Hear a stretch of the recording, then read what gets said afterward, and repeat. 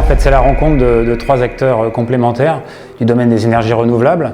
Active Solaire, qui est une société spécialisée en agrivoltaïsme, Seolis-Prod, qui est un producteur d'énergie renouvelable implanté dans les Deux-Sèvres, et Soc Solar, qui est un bureau d'études techniques dans le photovoltaïque. Seolis-Prod est le producteur d'énergie photovoltaïque du syndicat intercommunal d'énergie des Deux-Sèvres. Seolis a apporté toute son expertise technique dans l'élaboration, la conception et la construction de ce projet de structure verticale agrivoltaïque. Les équipes d'ingénierie ont suivi tout le projet depuis le développement jusqu'à la fabrication pour assurer la mise au point de ce prototype. Seolis a mesuré l'impact de la courbe de production sur son mix énergétique. L'objectif est d'injecter 1 kWh solaire durant les périodes de pointe de consommation. Nous prendrons rendez-vous dans 2 ans pour faire le point sur cette expérimentation. Les principaux atouts de la solution Verbia, la première atout, c'est la simplicité du montage. Ça s'est révélé au moment de la construction, où le fait d'avoir peu de pièces différentes a facilité le montage pour les installateurs. La qualité paysagère, puisque la solution permet de suivre la topographie des terrains plutôt que de faire des marches d'escalier. Donc d'un point de vue d'intégration paysagère, c'est meilleur. La solution est également compatible avec tous les types d'élevage.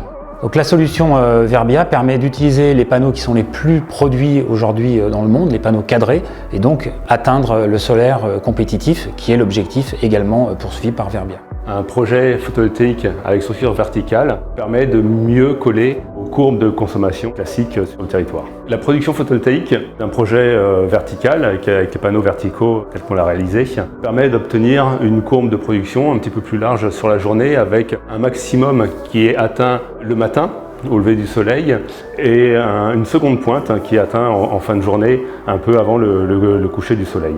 Comparativement à des centrales photovoltaïques classiques qui ont des pointes de puissance en milieu de journée. Ce projet pilote était fait avec des panneaux bifaciaux, donc qui sont capables de capter l'énergie du soleil sur les deux faces du panneau. Ça permet d'associer le projet photovoltaïque avec une activité agricole, notamment l'élevage au vin, et ce qui fait que les moutons sur le site, déjà actuellement sur le site, permettent de circuler librement sous la structure.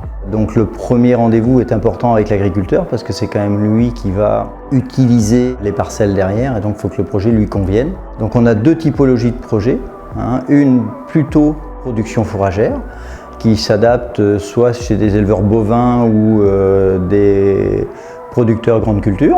Et on a aussi une conception plutôt pâturage avec des éleveurs ovins. Ce suivi technique est en lien aussi avec l'INRAE, à qui on fournit toutes les données et les résultats de production, de quantité et de jours de pâturage. L'objectif est d'accélérer la production d'énergie renouvelable tout en ayant un service rendu à l'agriculture.